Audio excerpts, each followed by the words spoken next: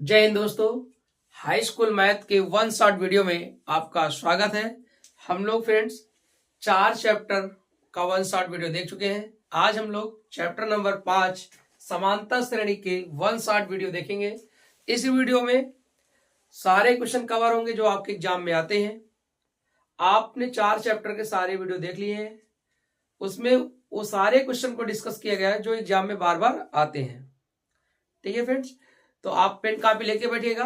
हम लोग chapter number 5 पढ़ेंगे, समांतर श्रेणी, अर्थमेटिकल प्रोसेस। शॉर्टकट में इसको बोलते हैं एपी। क्या बोलते हैं बेटा? एपी बोलते हैं शॉर्टकट में। ठीक है, एपी बोलते हैं। तो हम लोग समांतर श्रेणी के बारे में पढ़ेंगे। समांतर श्रेणी के क्वेश्चन आपके एग्जाम में आते हैं।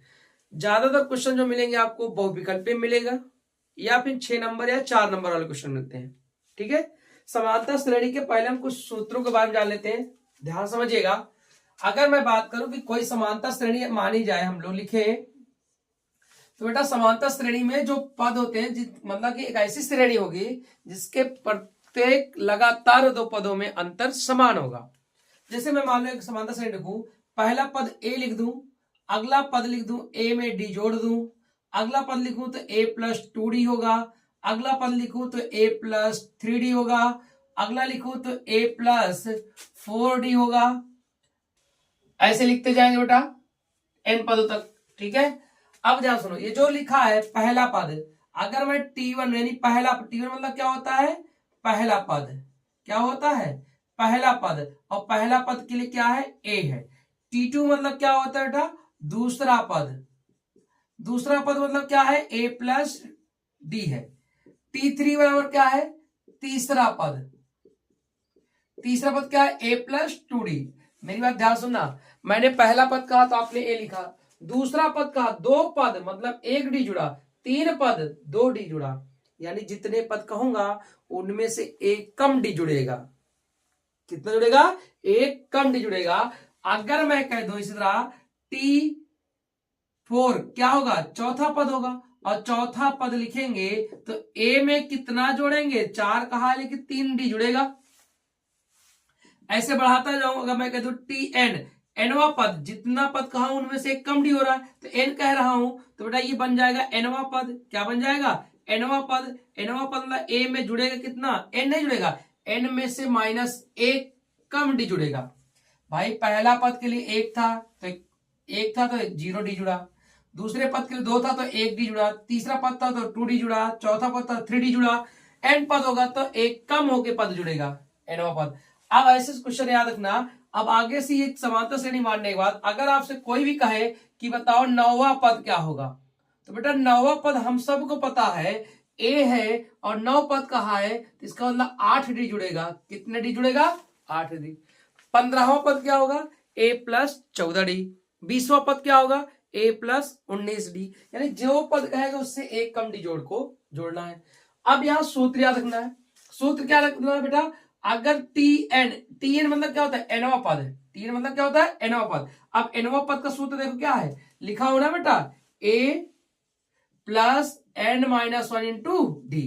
ये देखो, यही तो है टी एन यानी एनवा पद, यही है ना। तो ये हमारा सूत्र बनता है एनवा पद के लिए सूत्र निकालने का फार्मूला, टी एन बराबर एन। टी एन क्या है? एनवा पद है। टी एन क्या है? एनवा पद है। समझ में आ रहा नहीं आ रहा है? और ए क्या है? ए क्या है? पहला पद है। अब डी बचा है, डी के बारे में बता देते हैं। जो डी आपका है ना बेटा, इसे बोलते हैं सार्वांतर। क्या बोलते हैं? सार्वांतर बोलते हैं। डी क्या है? सार्वांतर। अब डी निकलता कैसे है? डी निकलेगा बेटा, दूसरे पद में से पहला पद घटा दो, दूसरे पद में से पहला पद घटा दो तो डी निकल आता है। दूसरे में से जैसे मैं पहला घटाऊंगा तो ए कटेगा, ए क्या हो जाएगा? कट जाएगा। दूसरा पद a प्लस डी है, पहला पद a है, घटा दिए ए कट गया तो क्या निकल आया बेटा? डी निकल आया। यानी डी निकलेगा, दूसरे पद में से पहला पद घटा देंगे। अब दूसरी बात, अगर आपके क्वेश्चन में लास्ट पद दिया है यानी अंतिम पद दिया है तो एल बराबर जो टी एन होता है वही एल वाला सूत्र हो जाता है। एल बराबर A plus N minus 1 into D. अब देखो बेटा, हम लोग डी जान चुके क्या है, ए जान चुके क्या है, एन क्या है? एन हमारा एनवा पद है। कौन सा पद है? एनवा पद है। और एल क्या है बेटा? यहाँ पर एल मतलब लास्ट टर्म यानी अंतिम पद है। क्या है? अंतिम पद। एक बात और जानना है कि अगर कोई समांतर श्रेणी में, ध्यान सुनना बेटा, अगर श्रेणी समांतर में है, समांतर में है तो कैसे जानेंगे? उसके लिए कंडीशन क्या है? कंडीशन ये है कि T2 माइनस T1 बराबर होता है T3 माइनस T2। इस बात को याद करके रखिएगा, ये इंपॉर्टेंट है बेटा। कि कहेगा आपको, इसमें जानते हो एक समांतर श्रेणी दे देगा, उसमें K का मान P का मान पूछता है, तो आपको बस कुछ नहीं करना है। समांतर श्रेणी है तो दूसरे पद में से पहला पद घटा देंगे और बराबर कर लेंगे तीसरे पद में से दूसरा पद घटाकर। देखो अगर मैं दूसरे में से पहला घटाया दिया, अगर यही काम मैं दूसरे से और तीसरे में करूं तो बेटा a प्लस 2d, और जब घटाएंगे तो माइनस a माइनस d। अब बताओ a से a कटेगा, 2d में से d जाएगा तो d ही तो बचेगा। समझ में आया ना? तो दूसरे में से पहला घटाया d आया और तीसरे में से दूसरा घटाया तब भी d आया, यानी दोनों d के सूत्र है। d की क्या है? सूत्र है। तो दोनों पक्ष क्या होने चाहिए? बराबर होने चाहिए समांतर क्रम में होने के लिए। एक और आता बेटा, यहां से पूछा जाता है एनवा पद, n पदों का योगफल, n पदों का योगफल, n पदों का योगफल का सूत्र जो पूछा जाता है बेटा, उसे याद रखिएगा। Sn बराबर होता है n/2 2a plus n-1 into D. ये होता है Sn का सूत्र, यानी ये n पदों का सूत्र है। क्या है? n पदों का सूत्र है। एक और होता है Sn का, एक और सूत्र होता है Sn का बेटा। Sn बराबर होता है जब आपको बेटा n पता हो और पहला पद पता हो, अंतिम पद पता हो। तो एक Sn का सूत्र ए भी होता है। इस बात को नोट कर लीजिएगा कि जब पहला पद और अंतिम पद पता हो तो ये सूत्र लगाने की जरूरत नहीं है। तो इसे लिख सकते हैं बेटा Sn n/2 a plus L, और एक सूत्र बताए थे Sn बराबर n/2 2a plus n-1 into D. ये इतने सूत्र आपके बोर्ड एग्जाम पर, इन्हीं सूत्र पर सवाल पूछे जाते हैं। तो आप इन सारे सूत्रों को याद कर लीजिएगा, पहला, दूसरा, तीसरा, चौथा, पांचवा, छठा। ठीक है? और डायरेक्ट अगर आपसे कोई पद पूछा जाए, मैं कह दूं 16वां पद बताओ, तो आप लिख देना a प्लस 15d। मैं कह दूं 13वां पद बताओ, आप लिख देना a प्लस 12d। समझ बात आ गई? ये समांतर श्रेणी में था, इनसे ये सारे सूत्र फार्मूला निकला है। आप इनका स्क्रीनशॉट ले सकते हो और आप इनको नोट कर लीजिएगा, इन्हीं पे सवाल है पूरे। ठीक है? अब चलते हैं हम लोग अपने सवाल को देखते हैं। ठीक है बेटा? चलिए बेटा देखते हैं। ये 12 सवाल हैं, यही 12 सवाल आपको अच्छे से पढ़ना है। इसी तरह से सवाल आपके एग्जाम में आते हैं।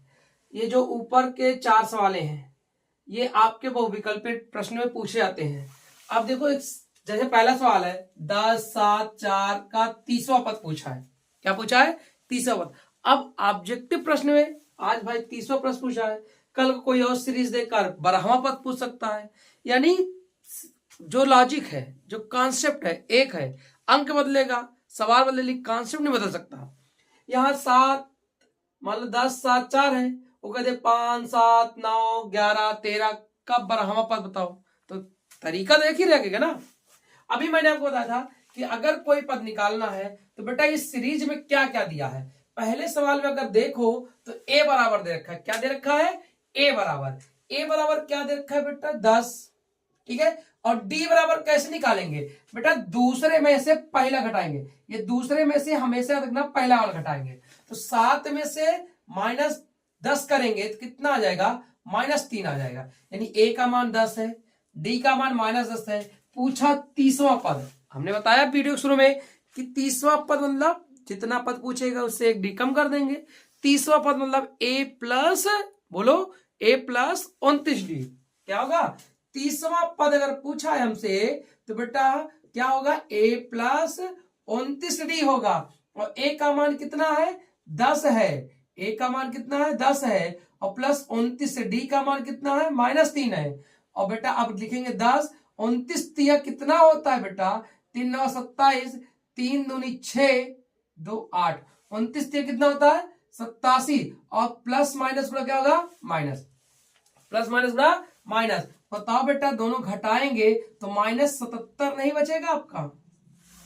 आया समझ में? कितना आसान सवाल है। एग्जाम में ऐसे प्यारा पूछता है, कहेगा 30वां पद बताओ, 12वां पद बताओ, 15वां बताओ। बेटा ए और डी निकाल लेंगे और जो पद पूछेगा बस मान निकाल के रख देंगे।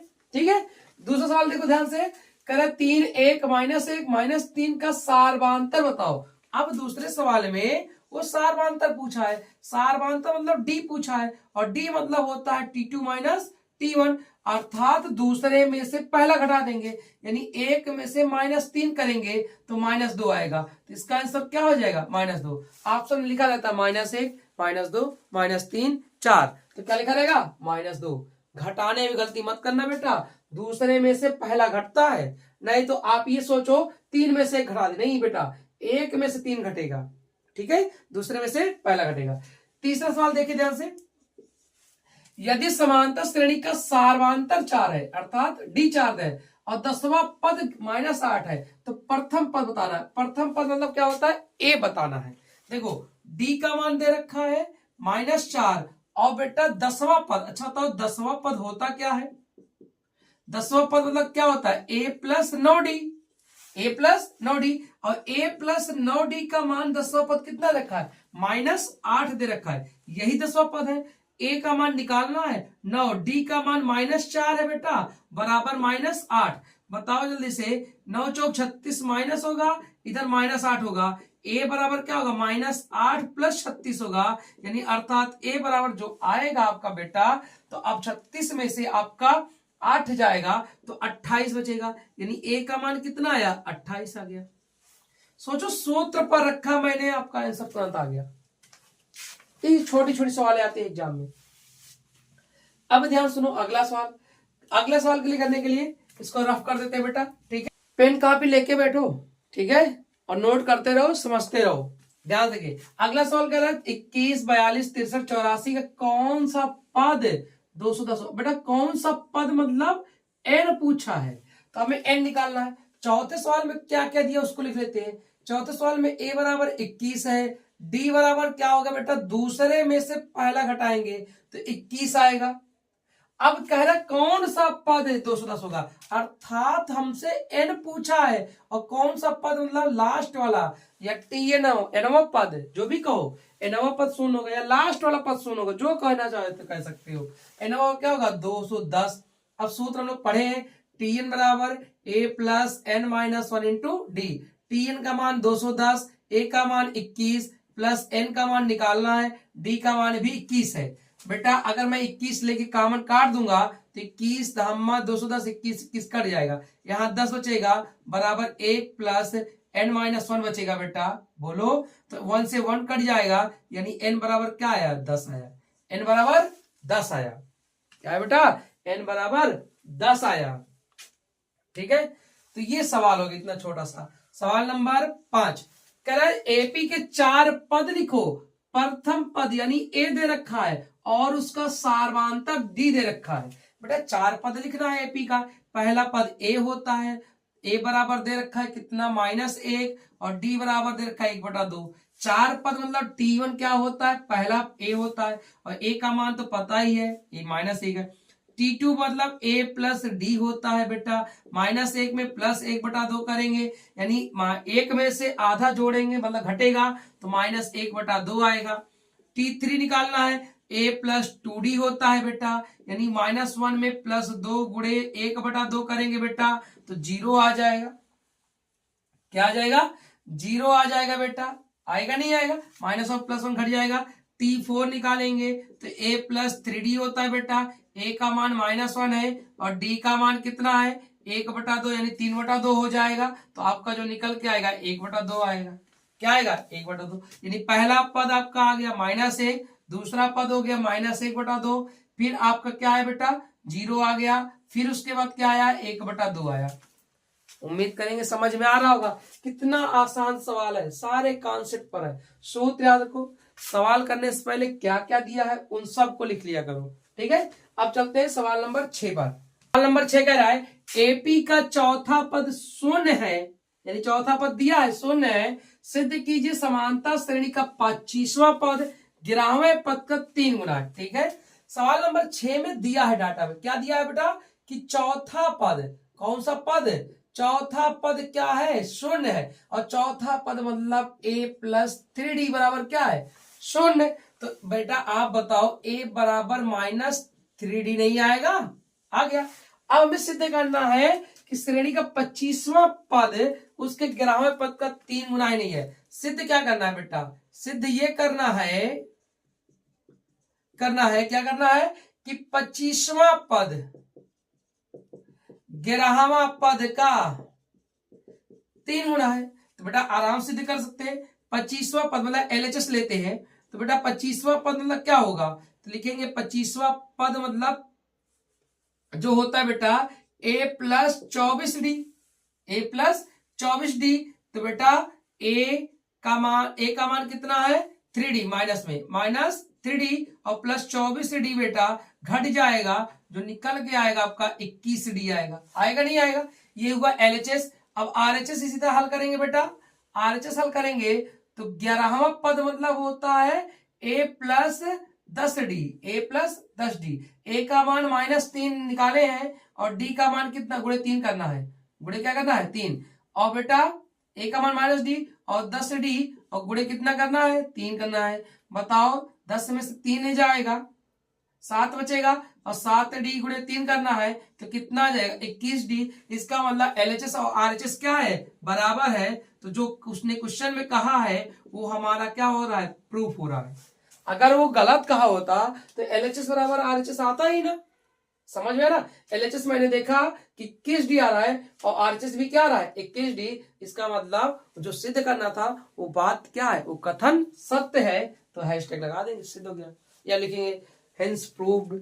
ठीक है, अब ध्यान सुनो, सवाल नंबर 7 क्या कह रहा है बेटा, सवाल नंबर 7 कह रहा है के किस मान के लिए, इस तरह सवाल आते हैं ऑब्जेक्टिव में, ये भी याद रखना, के किस मान के लिए ये तथा ये समानता श्रेणी में। बेटा मैंने बताया था जब कभी के का मान निकालना हो, पी का मान निकालना हो, क्यू का मान निकालना हो, कुछ नहीं करना है, दूसरे में से पहला घटा दो और तीसरे में से दूसरा घटा दो बराबर करके, अर्थात T2 माइनस T1 बराबर T3 माइनस T2 कर लो।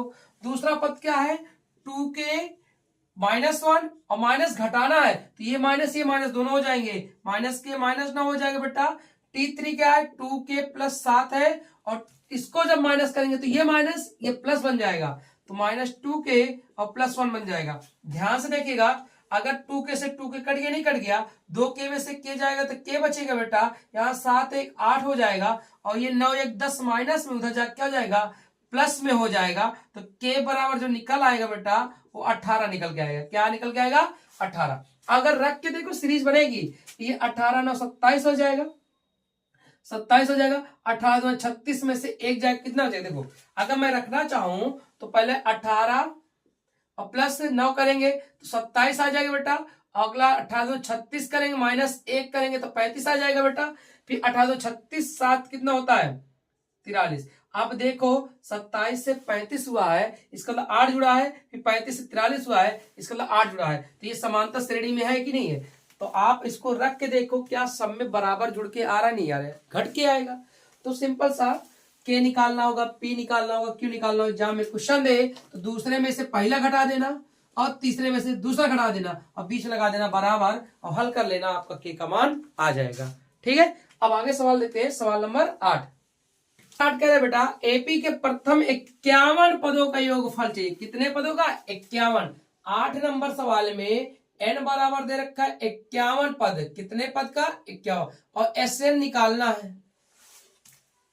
और क्या दिया है, जिसके दूसरे बाद तीसरा पद, दूसरा पद मतलब T2 कितना दे रखा है 14 और तीसरा पद मतलब T3 दे रखा है 18।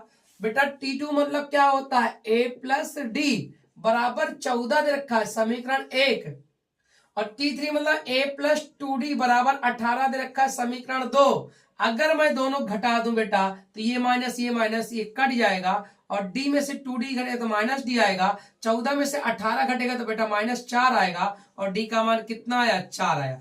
अब d का मान समीकरण कहाँ रख दें, समीकरण 1 में रखने पर जैसे रखेंगे बेटा तो a प्लस डी बराबर 14 है और a प्लस डी का मान 4 रखेंगे 14 आएगा, तो a बराबर 14 - 4 अर्थात कितना आ गया 10। अब हमें एसएन निकालना है। एस कितना निकालना है 51 का, तो बेटा 51 एसएन का सूत्र पहले लिखेंगे, एसएन बराबर n by two plus n by two, फिर 2a plus N minus one into d. बेटा एन का मान 51 है बटे 2, 2 गुणे ए का मान 10 है और प्लस 51 माइनस 1, डी का मान 4 है। हल करेंगे आंसर आ जाएगा 51 बटे 2, 10 दूना क्या हो जाएगा बेटा 20, और 50 चौका कितना होता है 200। बेटा इसको हल करेंगे 51 बटे 2, 220 हो जाएगा, और 220 को 2 से काटेंगे 110 आ जाएगा।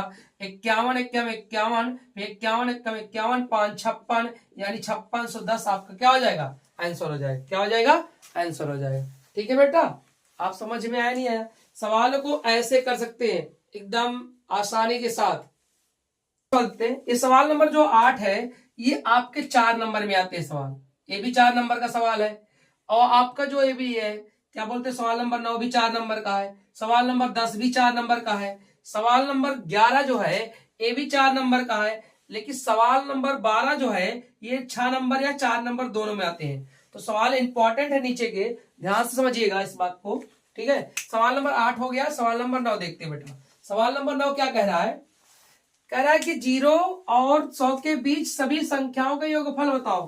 बेटा 0 और 100 के बीच कहा है, बीच मतलब पहला और अंतिम छूट जाएगा, तो 0 और 100 के बीच कहा है, मतलब बीच में कौन आता है? तो अगर मैं एपी लिखूं इसका, तो बेटा 0 और 100 के बीच में तो मतलब 1 से स्टार्ट होगा, 0 और 100 के बीच मतलब 0 छूट जाएगा, 1 से स्टार्ट होगा, तो 1 जाएगा, फिर 2 जाएगा, फिर 3, फिर 4, ऐसे करते करते 100 तक नहीं, 100 के बीच यानी 100 के पहले 99 तक। समझ आए? अब देखो 1 2 3 4 5 99 तक गिनती लिखी है, इसका मतलब इसमें एन है, एन बराबर कितना है 99 है, और हमें योगफल चाहिए। क्या चाहिए? योगफल। तो बेटा एन बराबर 99, ए बराबर 1। ठीक है, अब बताओ इसमें डी निकालने की जरूरत नहीं है क्योंकि लास्ट पद पता है कितना है 99 है। कितना बेटा 99। अब एसएन का सूत्र लगा देंगे, एसएन बराबर एन बाई टू। ठीक है, फिर ए प्लस एल लिखेंगे। क्या लिखेंगे? ए प्लस एल। एसएन बराबर एन का मान 99 बटे 2, ए का मान 1, एल का मान 99। अब ध्यान सुनो, एसएन बराबर क्या होगा 99 बटे 2, और 99 एक कितना होगा 100, काटूंगे बेटा तो कितना आ जाएगा 50, आगे गुणा करेंगे 0, 5 45 के 5 हासिल 4, 5 45 4 49, ये हुआ इसका योगफल का सूत्र। हुआ कि नहीं हुआ? अब देखो इन दोनों सवाल में थोड़ा सा फर्क है, थोड़ा सा क्या है सवाल नंबर 10 में फर्क, ध्यान से देखिएगा। कर 2 और 100 के बीच, 2 और 100 के बीच सभी पूर्णांकों को योगफल ज्ञात करो जो 3 से कट जाए, यानी 2 के बाद वो संख्या लेनी है जो 3 से कट जाए बेटा। तो 2 के बाद कौन संख्या जो 3 से विभाज्य होती है?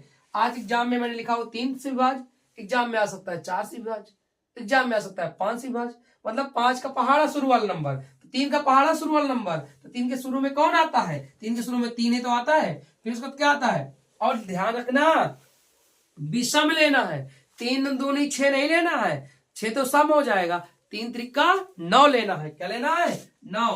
फिर 3 चौक 12 नहीं लेना है, 3 पचे 15 लेना है, फिर 3 छक 18 नहीं लेना है, सम है, 3 3 सते 21 लेना है। ऐसे सीरीज बनाते बनाते हम लोग लास्ट में कह रहे हैं 100 के बीच चाहिए। 100 के बीच 3 से कटने वाली संख्या कौन होती है? पहले 99 होती है। कौन सी होती है?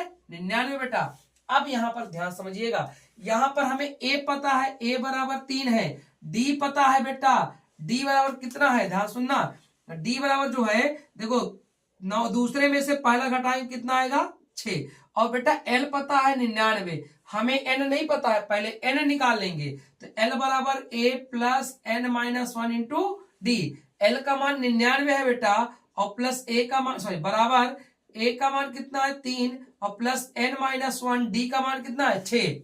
अगर मैं इसको काटूं 3 इधर माइनस हो जाएगा, तो आपका कितना आ जाएगा 96, और 6 गुणे में बटे में आ जाएगा बेटा n माइनस 1। 6 से काटेंगे 16 छक्का 96, और 16 में एक आगे जुड़ जाएगा n, तो n बराबर कितना आ गया बेटा 17 आ गया। n बराबर कितना आ गया 17 आ गया। अब इसका योगफल का सूत्र लगा देंगे। अब योगफल में बेटा d नहीं लगाएंगे, a और l लगाएंगे, तो sn बराबर क्या होता है n/2 a प्लस l। ध्यान से देखना, n/2 मतलब क्या होगा बेटा 17/2, और a का मान कितना है 3 है, और L का मान 99 है बेटा। आगे देखो 17/2 और गुणे 99 3 102 होता है, काट देंगे 51 आ जाएगा। अब गुणा कर लेंगे बेटा, अब देखो दिख नहीं रहा होगा तो हम इसका आंसर ऊपर लिख देते हैं यहाँ आगे बढ़ाकर। 17 कम 17 आ जाएगा और 17 पचे 85, एक कितना हो जाएगा 86, यानी 867 आपका आंसर आ जाएगा। तो हमने पहले n निकाला, n के बाद SN निकाला। ठीक है, इस बात को याद रखिएगा सब। 11 देखते हैं। सवाल नंबर 11 कह रहा है 8, 10, 12, 126 के अंत से दसों पदों का योग बताइए। बेटा सवाल नंबर 11 ध्यान से देखना। सवाल नंबर 11 जब भी अंत से कहे, क्या कहे, अंत से, सीरीज को उल्टा कर दो। अंत से कहे सीरीज से उल्टा लिख दो, मतलब पीछे से लिख लो। तो पीछे क्या है, 126 है, फिर डैश डैश डैश डैश कितना है, 12 है, 10 है, फिर 8 है, ये बन गया एपी, उल्टा लिख दो। अब इसमें बताओ ए का मान कितना है, 126।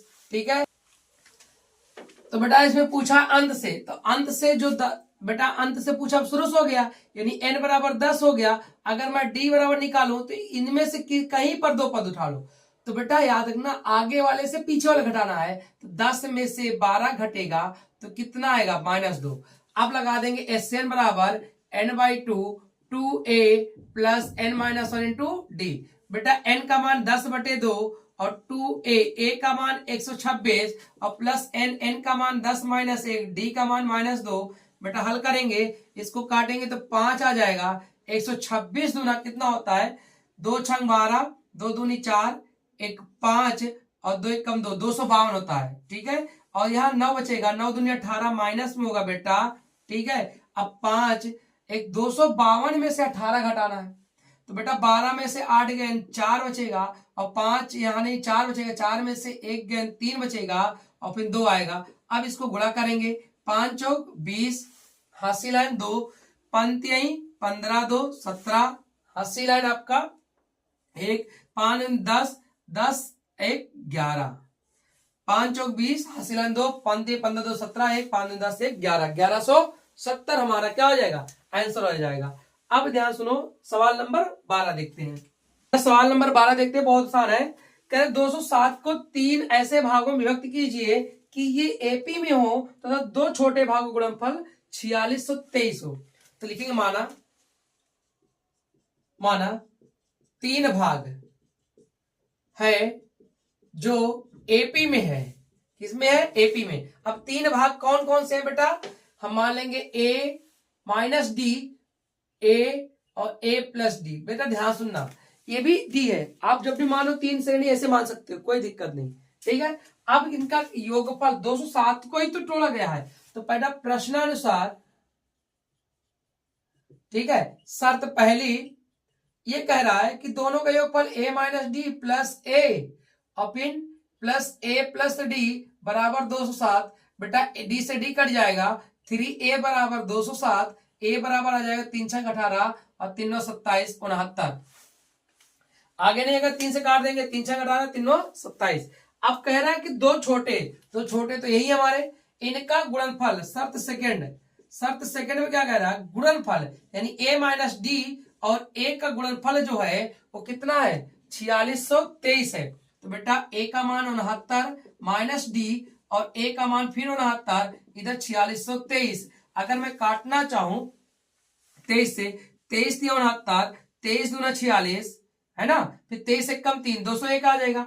फिर काटेंगे 3 से, तो 3 छंग 18, 3 7 67 आ जाएगा, यानी 69 माइनस डी बराबर 67। तो डी बराबर क्या आ जाएगा बेटा, -2 आ जाएगा। क्या आ जाएगा, -2। तो ए का मान आ गया 69 और डी का मान आ गया -2। तो अब बताओ पहला पद जो है वो a - d है, अर्थात a का मान जो है बेटा 69 है और d का मान -2 है। -2 में जब माइनस जुड़ा होगा तो प्लस बन जाएगा, 71 आ जाएगा। दूसरे में क्या हो जाएगा, -2 कम होगा, 69 आ जाएगा, और तीसरे में फिर -2 कम होगा तो आपका 67 आ जाएगा। यानी पहला पद 71, दूसरा पद 69 और तीसरा पद क्या आएगा, 67 आ जाएगा। कितना आ जाएगा, 67। ठीक है, समझ में आ गया। तो इस तरह सवाल हम बता चुके आपको, जो इंपॉर्टेंट थे, जो एग्जाम में आते हैं बार बार, जहां क्वेश्चन बनते हैं। बेटा जितने सवाल बताए हैं यही सारे कॉन्सेप्ट को लेकर आपके बोर्ड एग्जाम में आने वाले सवाल हैं। आप इन सवालों को प्रैक्टिस करिएगा। सवाल के अंक बदल सकते हैं लेकिन तरीका वही रहेगा। ठीक है बेटा, मेहनत करिए। अगर आप भी मेहनत कर रहे हो, अगर सारी वीडियो देख रहे हो, तो मेरा वादा है आपका नंबर अच्छा नंबर आएगा बोर्ड एग्जाम में। कुछ भी नहीं पढ़े हो लेकिन सारे वीडियो देख रहे हो, अभी भी पढ़ाई स्टार्ट की हो, तो बहुत अच्छा नंबर आने वाला है। जो लोग पहली बार मेरा वीडियो देख रहे हैं वो पीछे जाकर चारों चैप्टर के 1 शॉट वीडियो देख सकते हैं। ठीक है बेटा, मिलते हैं नेक्स्ट वीडियो में एक नए चैप्टर के साथ। तब तक के लिए थैंक यू, धन्यवाद, बाय बाय, टेक केयर।